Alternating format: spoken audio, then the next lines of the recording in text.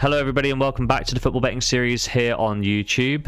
This is a bit of a different video. It's going to be a long form format, both in my personal life and on social media. I had people asking me not just to explain why I've made picks in the way I have, but also why I've faded teams or not taken this bet if they've spotted an over 2.5 goals pattern and want to know why I haven't taken it. I'm thinking this sort of occasional longer form video can help you to understand my thought process as I work through each of the matches on game week 21. Sometimes it will be a combination of the numbers don't make sense, or if the numbers do make sense from like an analytics argument, the sporting or perhaps narrative argument just doesn't stand up to scrutiny. Injuries and fluctuations in form at the last minute can also cause me to change my mind about games, but once I publish a bet on the football betting series on my YouTube channel, I do stick with that bet. So these thoughts are, well, it's round about New Year's now that I'm recording this, so there's probably some room for some change in these predictions. But these are some of my early thoughts about a fortnight out from these match days, and this is what I'll do every couple of weeks myself. I just thought, as I've got a bit more time on my hands over the festive period, maybe it would be interesting for my subscribers to see what I'm thinking, what exactly goes into finding the bets that I publish on YouTube for free. So, if over this video you think I'm talking some sense, please drop a like down below and subscribe to the channel for more content. Yes, let's get into it. Brentford are at home, and a lot of people are going to have Manchester City as the favourites. Just going to have a little scroll down to have a look at Brentford's form. So, across this tournament in the Premier League, before the Southampton game, they are 4 unbeaten, 1 win there against Newcastle, which was a little bit of an anomaly. Aston Villa beat them 3-1. And isolate to have a look at the home record and see that it's actually pretty positive for the Bees. They've gone 3 of the last 4 matches have been a win. We'll see how the Arsenal game goes on New Year's Day. Then we'll contrast that with Manchester City, who we all know this season have been pretty terrible. At least in December, there was this 3-0 win against Forest. They lost to Liverpool, they lost to Spurs. Draws against Palace and Everton, which is disappointing as well.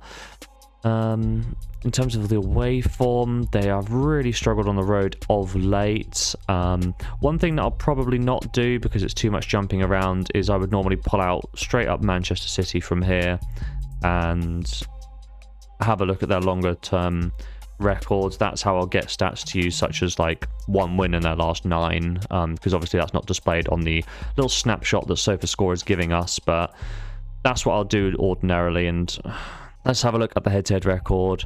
So City beat them in September by 2-1, beat them there as well, so they've done 3 in a row. In terms of the head-to-head record straight up, at Brentford, it has been 2 of the last 3.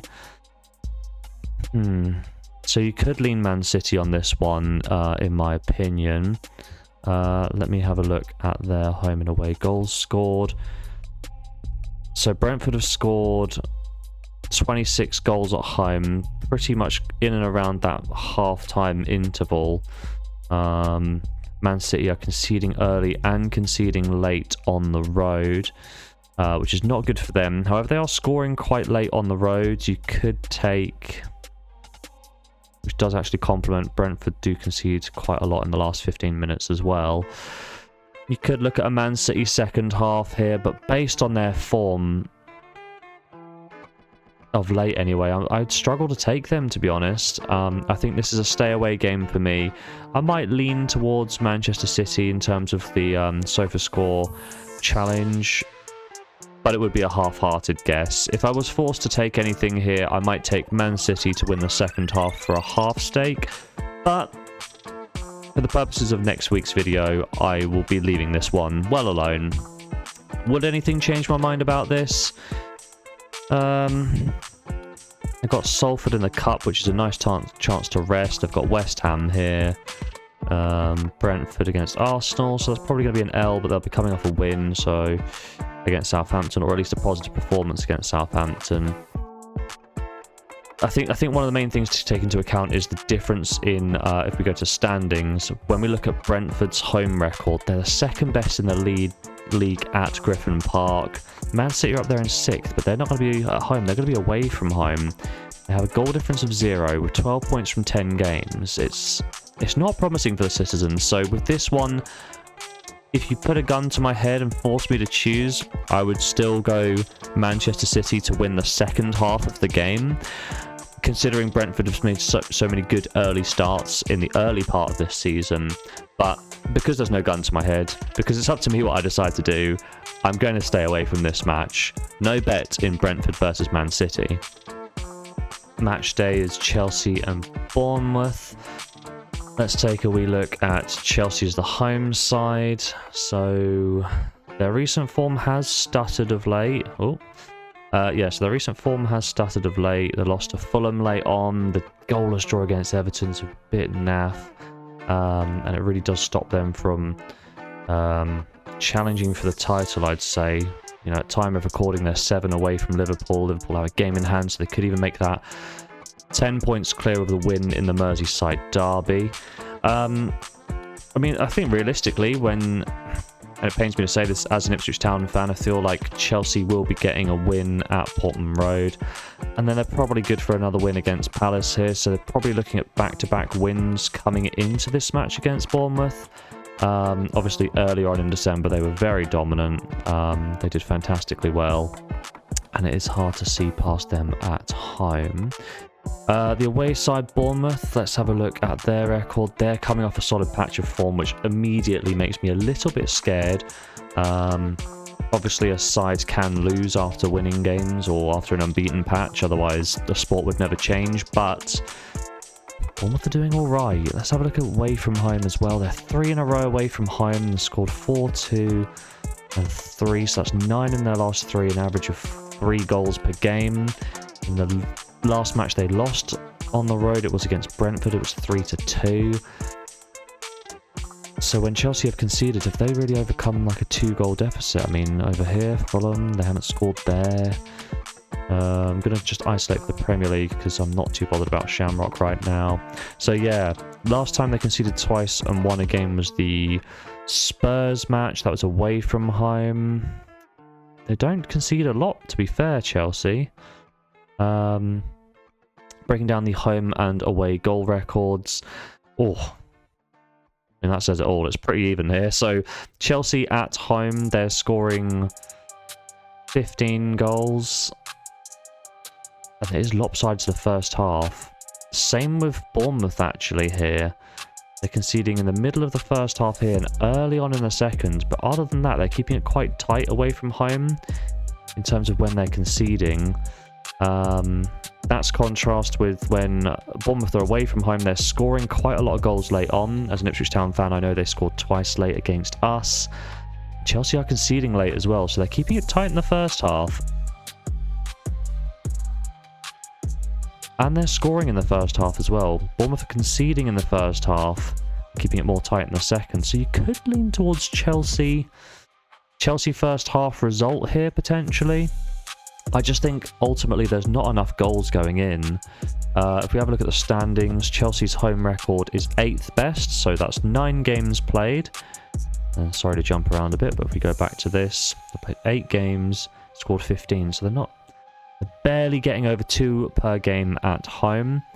They have the 8th best record in the league at time of recording. Bournemouth, on the other hand, they have a great away record for what I would dub as a mid-table side. 14 points through 9 games, slightly positive goal difference, 5th best in the league. I feel like this is going to be another stay away. Let me have a little scroll down to the head-to-head. So Chelsea have won both of the last 2. Unbeaten in 5. 6. So they're unbeaten in 6 against Bournemouth. You could lay Bournemouth as the away side. I just feel that there's better opportunities elsewhere. Chelsea will be quite short at home as well. You'd be doing quite well to get them at maybe 1.5. With the FA Cup in the way, and they have a Conference League match in there as well. I just don't fancy my chances with Chelsea right now.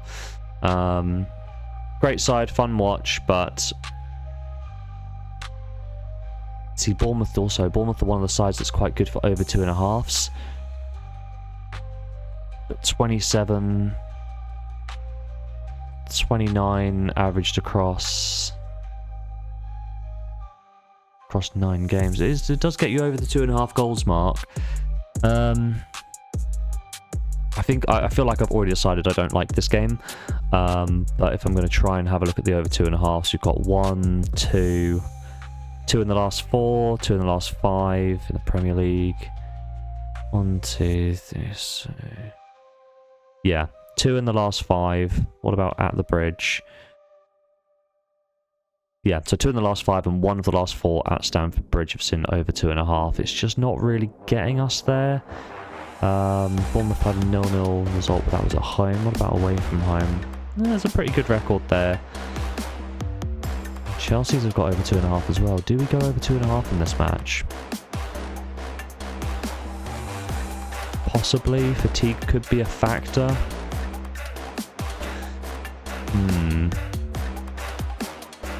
Goal difference of plus 17, so they are scoring goals.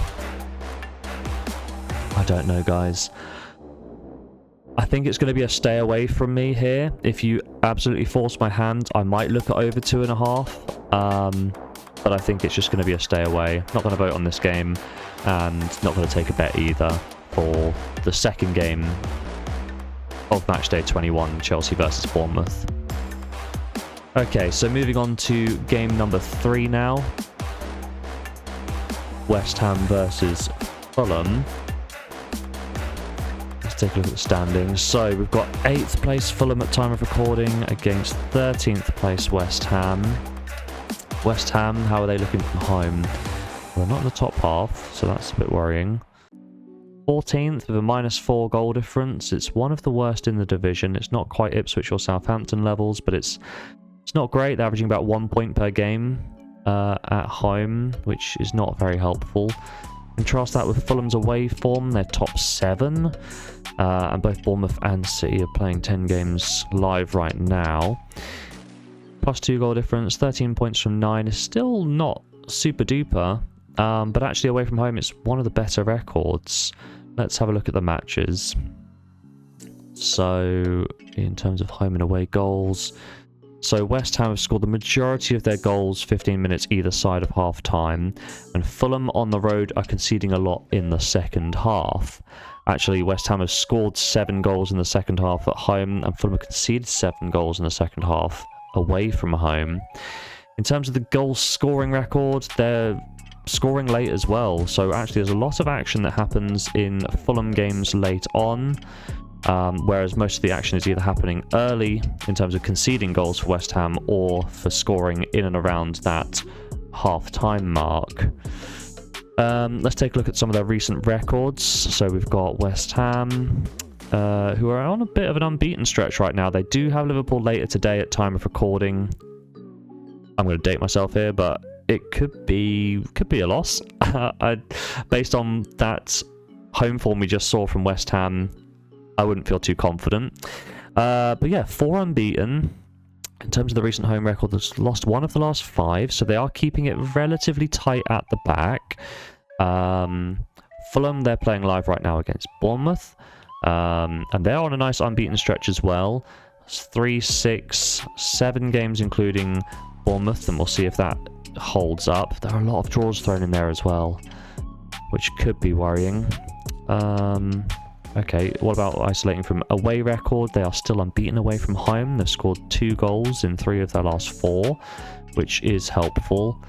They could even get a chance of an early breakthrough here. Take a look at the head-to-head record now. So what have we got? We've got last game finished as a draw, the 1-1. Ah, interesting. Okay, so I've gone against what I said earlier in the... I keep wanting to say episode. Maybe I do mean episode. West Ham only managed to salvage a draw because of a late equaliser. Don't have the stats coming through. Probably because I'm running the recording equipment at the same time. So it's not that's not a great vote of confidence for West Ham. They're struggling to get goals, whereas Fulham are scoring them away. I think... Aha, here are the stats. So, first half West Ham have been pretty poor. And again, they were poor against Fulham in their last game, which means they must have come on stronger in the second half. They did, but they were still dominated. Fulham definitely had the better of this game. Had almost twice the amount of shots, 4 times the big chances, forced 4 saves out of the West Ham goalkeeper. Based on what we saw from Fulham, I'm just going to take a quick cut to jump back to the previous screen. Okay, we're back. So based on Fulham's good away record, West Ham's relatively poor bottom half record, amount of goals they concede early on. 1, 2, 3, so they're unbeaten in the last 3. What about at West Ham? And West Ham do okay at home, but... My first thought, and I think the game that... I think the bet that I'm deciding on here would be to lay West Ham at home. I think they've not been quite as good in London compared to on the road. Fulham are one of the better sides away from home. And they were denied 3 big points in the last game against West Ham, so there's that big revenge spot there as well. I'd be tempted to lay West Ham against Fulham. Would see what the prices are in the next week or so when they come out, but if I could get anywhere between 1.4 to 1.7 to lay West Ham, I think they'll come out as 6 to 4, which in terms of decimals is 1.67. So if we can reverse that and lay them at 1.67, I will probably take that. Laying West Ham, covering the draw and the away win in game number 3. Moving on to game number 4, Forest against Liverpool. It's hard to see past Liverpool right now, but let's have a look. So, Forest at home are... Oh, okay. So, they are 4th in the league at time of recording. Bit of a buffer on Man City, but they've got the 7th best home record in the division. And that could be subject to change because a lot of these points can move around. It's not a very stable position. Away from home, Liverpool are the number 1 side in the league, and through 8 away games, they tied Chelsea's 20 points. And it looks like Forest are picking up a lot of points on the road. That seems to be their hallmark of success this Premier League season. So taking a look at the matches. So Forest are on a decent little run. Let's isolate for the Premier League alone. They are currently drawing with Everton. They've got 1, 2, 3, 4 wins in a row, which is fantastic. When we look at the home record, it's 3 in a row at home. But, well, actually, I was going to say but. So the Ipswich Town result is 3 points in which a lot of people would expect them to pick up. But the only downer you'd have is the 1 goal margin of victory. They lost to Newcastle, but, you know, they picked up big wins against Villa and against Spurs. Whereas we look at Liverpool's away form in this tournament, they scored 6 but did concede 3 against Spurs. They scored 3 but conceded 3 against Newcastle. And Southampton Liverpool, they scored 3 but they conceded twice. The Everton game was postponed in there. So whilst they're unbeaten, they are leaky at the back. I wonder if that's reflected in these numbers here, the home and away goals. So at home, Nottingham Forest have scored 4, about half of which have been in the first, half of which in the second. It's nice to see them scoring late on, which is good. Liverpool on the road, they've also conceded 11 goals, pretty evenly distributed apart from this little worrying sign here. They're conceding 4 just before the interval, which maybe hints at a little bit of complacency for the front-running side in the Premier League. However, it looks like maybe Nottingham Forest won't be able to capitalise on that, as they've not scored between the 30th and 45th minutes so far at home this season. Liverpool, they are scoring a lot of goals, so whilst they're conceding on the road here, they're also scoring here. They're also starting half strong and continuing that record, so really they're looking strong in the second half of games. The longer the game, maybe it's a bit of a slow start, but as the games go on, they get control of the match and they press their advantage to win the match. At home, Forest have done well to only concede 7 goals, and 6 out of the 7 goals have been in the second half. It's difficult to look past the Liverpool second half here. How else could we interpret this? Well, let's look at the head-to-head record. So the last game was Liverpool-Forest at Anfield. Forest picked up the win, which is only defeat for Liverpool so far this season. Before then, Liverpool have won each of the last 3, so they've won 3 in the last 4. What about at Nottingham Forest in the Premier League? So we've had a Liverpool win, we've had a Forest win, a couple of draws in there as well. It's a great revenge spot for Liverpool here, but here's the things that are concerning me. Away from home, in the league, conceding a lot of goals. The Forest scoring a lot of goals. They're scoring goals in their games. They have kept clean sheets. I don't think they'll keep a clean sheet against Liverpool. So really, I'm looking at both teams to score all the overs.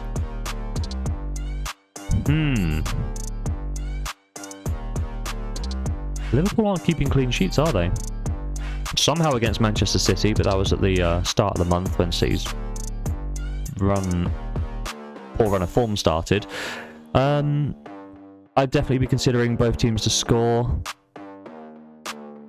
Hasn't happened in every game. I'd probably push the boat out on over 2.5 goals. It does run counter to some of this head-to-head form that we're seeing here, but Liverpool's defence of late has not been great. Even Leicester's scored once. The cup games as well. We're not too bothered about cup games this week. Yeah, I think for Game 4 to wrap up the 14th of January, we're probably going to look at Forest and Liverpool, both teams to score or over 2.5 goals. I'm moving slightly more towards the over 2.5 goals than I am both teams to score. And I think this one will be dictated on price a little bit. But yeah, my early thoughts on this game, both teams to score or over 2.5 goals. I should just mention, if I haven't already at this point in the video, if there are some changes in the next couple of weeks in terms of injuries or a team's goal scoring record or form record just drops off a cliff, I will make some last minute adjustments. I won't pick a selection a couple weeks ahead of time and stick with it no matter what. It has to make sense in the moment, taking into account both the data argument and the sort of the more ethereal storytelling sporting argument as well. So like with the last pick, if Liverpool and Nottingham Forest have a series of 0-0 draws, I just won't be bothered about that game. I'll drop off from the both teams to score or the over 2.5. If that needed clarification, there it is. So game number 5, we're looking at Everton against Aston Villa. My early thoughts are probably to leave this one well alone, but let's have a look. So Everton's last few games in the Premier League, please. A lot of draws. A lot of draws and not many wins at all. But let's add a wee bit of context here. A draw against Brentford when Brentford were down to 10 men for most of the game is disappointing. Similarly disappointing to lose by 4-0 against a transitional Manchester United side. Picked things up against Wolves and then got some really good draws in there. If you would have offered Sean Dyche 3 points from away at Arsenal, away at Man City and at home to Chelsea, I think most Evertonians would have had your hand off. And that's why we don't record live. So that's very much cursed to the commentator.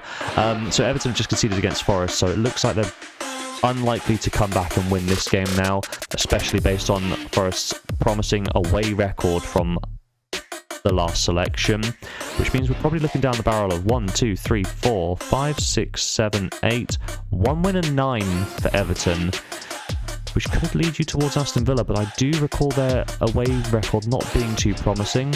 Their general record in the Premier League is 1 win and 3. Pretty mixed, to be honest. It's upper mid-table kind of form. You've got a draw in there. The loss to Chelsea and Liverpool, no one's too mad about. The win against Man City is good, but the embarrassment of a 3-0 loss to Newcastle will not do. If we isolate for the away form, though, yeah. I had a look a few weeks ago, before Christmas, I think, at a lot of these games and a lot of these teams.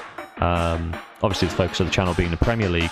I just had it in my mind that Aston Villa are not doing very well away from home. Let's see if we can capture that in terms of the home and away standings. So Everton, So yeah, Aston Villa picking up a lot of their points at home. Everton, they're 15th best. It looks like they probably won't pick up another point there, so I'll probably be on 10 points from 9 games, which is... Look, it's not great, but in this season, when Ipswich and Southampton and teams like Wolves until recently have been struggling quite a lot, it's probably enough to keep you up. Let's have a look at the away records now. So neither side are in the top half of the division. Everton a little bit more relegation form, but Aston Villa, for a side that are so good going forwards at home, quite disappointing away from home. Just 10 points from 9 matches heading into the Brighton game. Let's have a look at when the goals have been scored. When it loads. Yeah, away from home, Aston Villa conceded 19 goals and a lot towards the end of the game. Everton aren't scoring quite that often late, but 19 goals conceded through, what was it, 9 games? Yeah, most teams have played 9 games. So that's 2.1 goals conceded per game on average away from home. And that's why I just really can't trust Aston Villa here. I don't think I can trust Everton, to be honest, based on their lack of winning. I don't think I'd even be able to lay either side. But let's just have a look at the Premier League record in terms of head-to-head. So Villa won the last game by 3-2. There was a draw in there. Then Aston Villa had a little bit of a streak, which is promising for the Villains. Isolating for just Everton at home, and it does look like Aston Villa have dominated of late. This will be a stay away from me, but if I was to have my arm twisted, it would be a case of probably laying Everton as the home side. I wouldn't fancy backing Aston Villa outright based on their away form, but I wouldn't be too worried about Everton. I think 2 goals from either side will win this game. It's not going to be a high-scoring affair. You could take the unders. Each of the last 3 and 4 of the last 5 have seen under 2.5 goals. Everton have kept it tight at the back as well, so they could be looking at unders there, but then I think Aston Villa have conceded quite a lot on the road. Yeah, so each of the last 3 have gone over 2.5, so there's no real pattern there. This is a stay away from me here, but you could persuade me to maybe go under 2.5, but this will not feature in the next episode of the football betting series. Game number 6 in Matchday 21 is Leicester versus Crystal Palace. 2 sides at the wrong end of the table. Let's have a look at Leicester's form. So at time of recording, it's half-time in the Man City game. They're losing by 1-0. If they go on to lose that game, it'll be 4 losses in a row and no win in 5, which is not promising at all. There was a brief respite here with a 2-game unbeaten stretch, but then again, another 3 in a row loss there. They're definitely at the wrong end of the table, and you can see why. Let's have a look at home in the Premier League. So again, assuming City go on to win that game, or Leicester fail to go on to win, it's 1 win in the last 5, it's no win in the last 3. Let's see how Crystal Palace are getting on in the Premier League as well. So right now, at time of recording, they're losing 1-0 to Southampton. That will mean no win in 3 if that result stays that way. Just 1 win in 5. Let's have a look away from home, though. They're doing all right. And for a side down the bottom end of the table to have 2 wins in their last 3 and unbeaten in their last 4 against the likes of sides like Bournemouth, Brighton and Aston Villa, it's not all doom and gloom. Let's have a look at the goal-scoring record, and immediately those numbers jump out to me to mean a lot of goals in the second half for both sides, but also through some teams have played 9, some are playing 10 away games. They're averaging 1.1 goals per game or even less. It's not pretty reading. Let's have a look at Leicester's home records. So they are the 16th worst side in the division, which is close to relegation form. Crystal Palace away from home a little bit better, mid-table side, so you could lean towards Crystal Palace in this one. Let me have a look at the head-to-head record. So last game was 2-2 draw at Selhurst Park. Before then, Palace won. No result for Leicester. So unbeaten in 3 for Crystal Palace. Leicester picked up a win there. Let's have a look at the King Power in the Premier League. Goalless draw, Leicester win, Leicester win, Leicester win. So some Leicester wins there, and all 3 of those wins were over 2.5. Crystal Palace won in an over 2.5. Okay. If the fixture was perhaps reversed and it was Crystal Palace at home to Leicester, I might take over 2.5. based on this recent form, okay, this is Arsenal that really did the work here. This isn't Palace being particularly defensively bad, or I don't think they are anyway, but it's just Arsenal overpowering them, so that's going to go unders right now. If the score stays like that, that's unders as well. A few other results in here to suggest that we're looking at unders. That's a 50-50 record. I think this has to be a stay away from me. I'm not too interested in either side being significantly better than one or the other. I mean, Leicester have conceded 40 goals this season, but at home, so that goes to my point. They're conceding a lot away from home, 25 away from home compared to 10 at home in the same amount of games played. If this fixture was the other way around and it was Crystal Palace versus Leicester instead of Leicester versus Crystal Palace, I'd take over 2.5. As it stands, sitting here today, I'm going to stay away from this game as well. No bet in Leicester versus Crystal Palace. Game 6 sees Newcastle at home to Wolves. Let's take a look at some of the form. Scrolling down to have a look at Newcastle's form in the Premier League. They are on a bit of a win streak right now. 3 wins in a row, all without conceding a goal against 2 of the sides near the bottom of the table and Aston Villa. They had a rough patch in the end of November and the start of December, but they seem to have come through it quite well. The Manchester United and Spurs games will be bigger tests for the Toon, so let's just see how they get on there. Wolves, on the other hand, in this tournament, they have equalised against Spurs. It's 1-1, and that would mean if the result stayed like that, unbeaten in their last 3, following a 4-game losing streak in which O'Neill was sacked following the Ipswich result. So Pereira's got him off to a decent start. Away from home, well, this will be his 2nd game, and it looks like they're unbeaten so far. So maybe they're feeling the effect of the new manager bounce. Earlier in the season, Newcastle won on the road at Molineux by 2-1. Last season, they won 3-0 at St James's Park. So when was the last Wolves win? It was here. So 1, 2, 3, 4, 5, 6. 6 in a row for Newcastle. Oh, sorry, 6 unbeaten, I should say.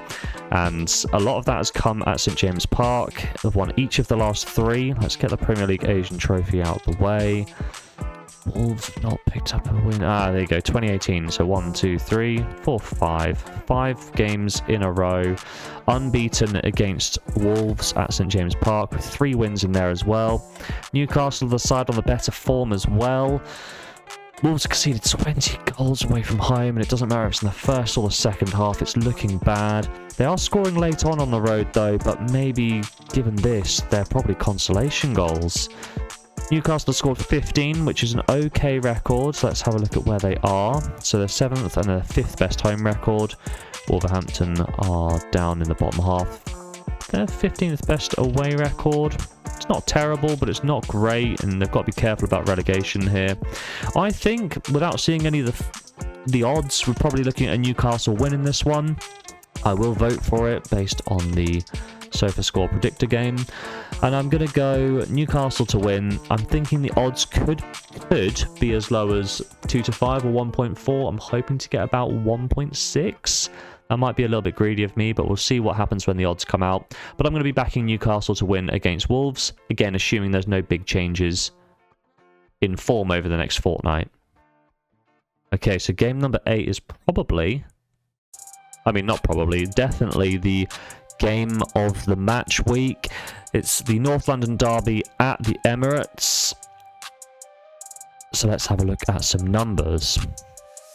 Arsenal's form, so they've got Brentford up next on New Year's Day, but in the Premier League they've won back-to-back games. They're unbeaten in what I can see from this panel, their last 7, winning 5 of those matches.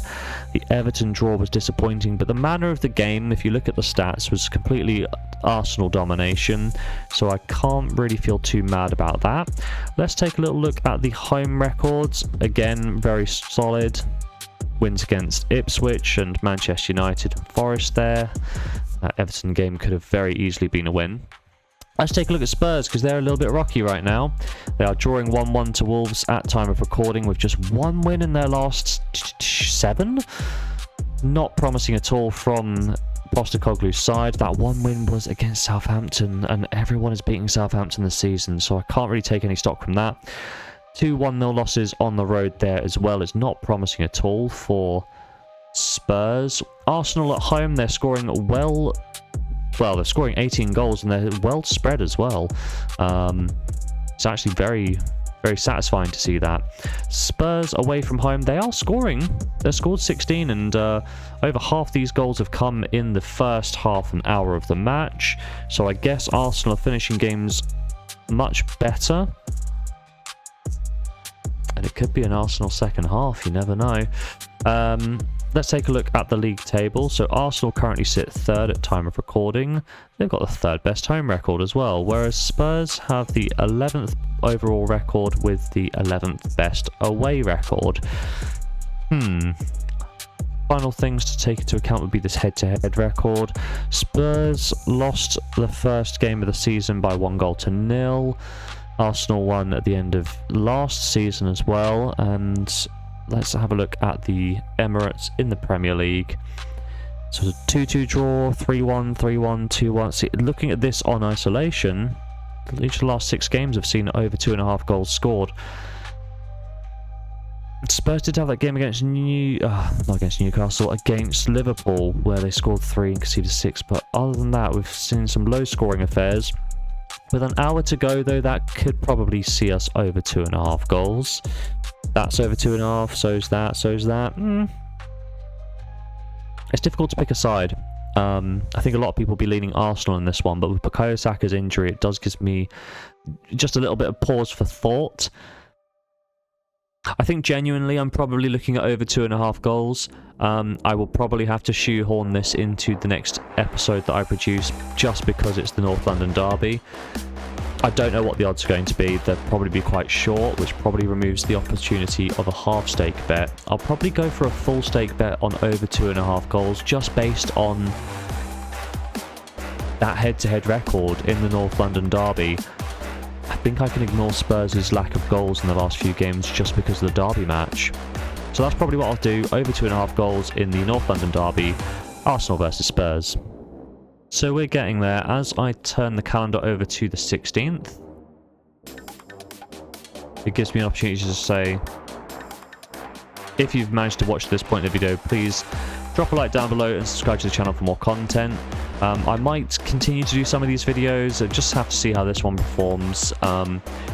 Some people will find it insightful, I'm sure, but some people will think it's just some random guy chattering on about football. So let us know if you like the video by dropping a like down below. And without further ado, match day 21, game number 9, Ipswich versus Brighton. Let's have a look at the Ipswich Town record, and I will try to remove any Ipswich Town bias from this analysis. So Ipswich have done really well there to only lose by 1-0 against Arsenal. When we were coming off the 4-0 loss to Newcastle, I was fearing a very similar sort of result. And to Ipswich's credit, they have managed to keep in games. A lot of matches either finishing as draws or decided by a single goal. In terms of the home record at Portman Road, it's not quite as pretty reading. 4-0 loss to Newcastle is a little bit of an anomaly because we do have these tighter games here. The draw against Manchester United is pretty good. The manner of the draw against Leicester is pretty disappointing, and only losing 1-0 to Crystal Palace, who are also down at the wrong end of the table, it's not great for the Tractor Boys. Let's have a look at Brighton. They are currently not playing. They play tomorrow against Aston Villa. Back-to-back draws, but no win in their last 6 is a little bit worrying. Does that contaminate the away form? It's 1 win in 5, unbeaten in 2 though, but draws against Leicester and West Ham will disappoint Brighton fans. There's maybe a bit of an opportunity for over 2.5 goals here, but as we just discussed with Ipswich, they have kept games quite tight. Could be a 2-1 win either way, but I don't think we're looking at like a 2-2, 3-3 kind of situation. The first game was a 0-0 draw at the MX, and Ipswich did pretty well in that game, if I do recall. A lot of these championship games from the 2016-17 and 2015 season, who cares? Like, this is not going to really have any bearing.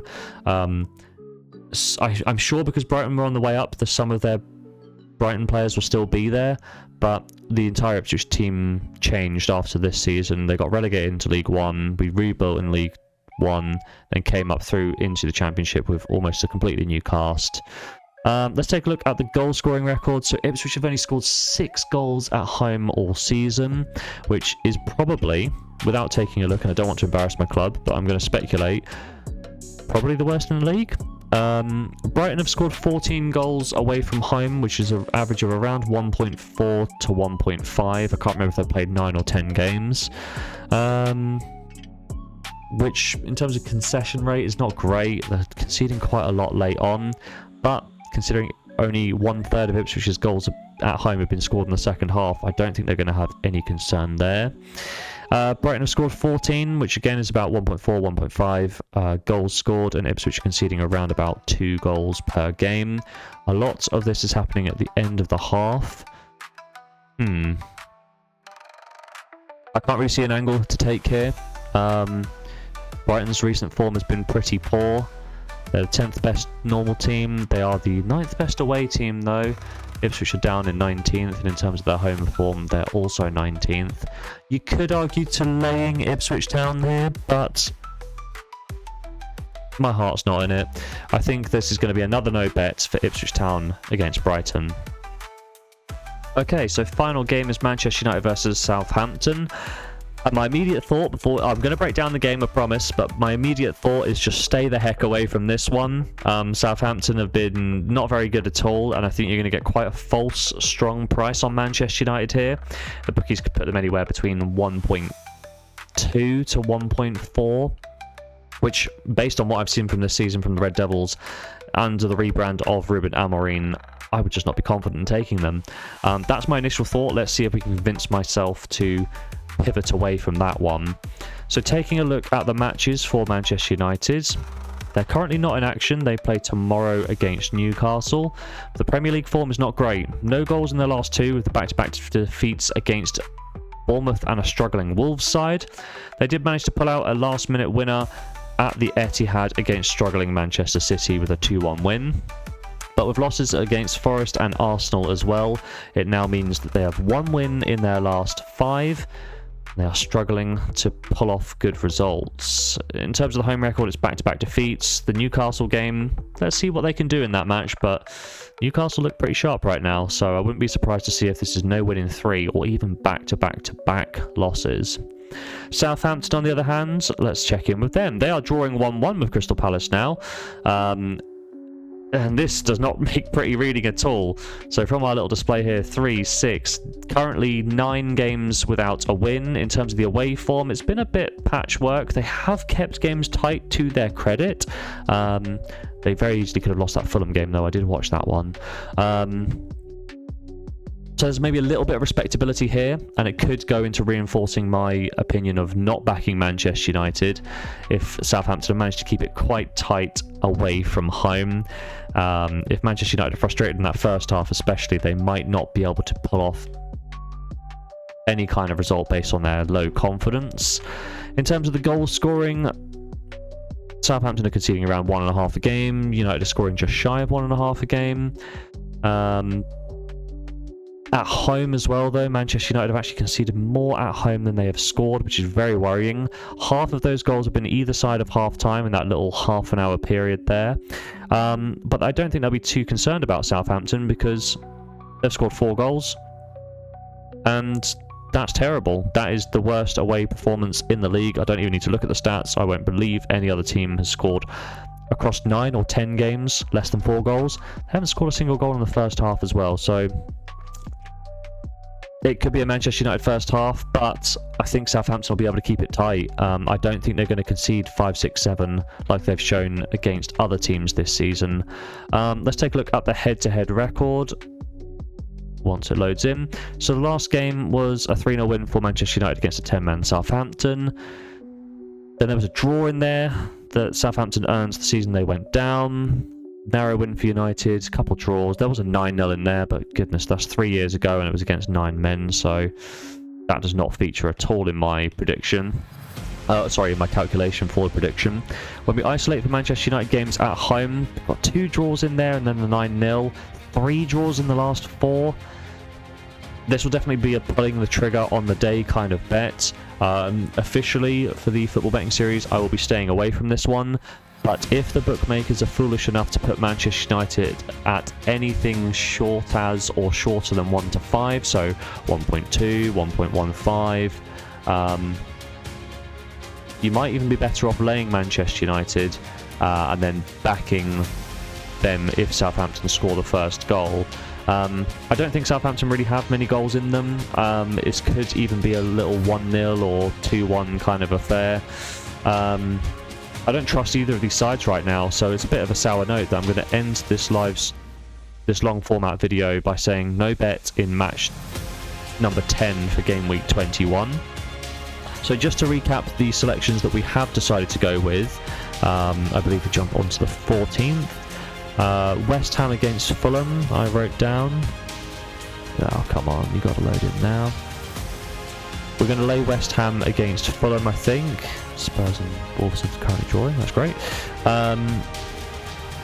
Yeah, I don't trust West Ham at home. Fulham have been very impressive to watch this season, and I've been kind of alright with that. Forest Wolves, based on the free-flowing games that Liverpool have had away from home, I'm going to be taking over 2.5 goals in that one. Forest might not be able to produce the goods, but we just need 1 goal from them, and Liverpool, to be honest, could single-handedly score 3, so over 2.5 goals in that one. And then I have 2 bets on the 15th, once it loads in.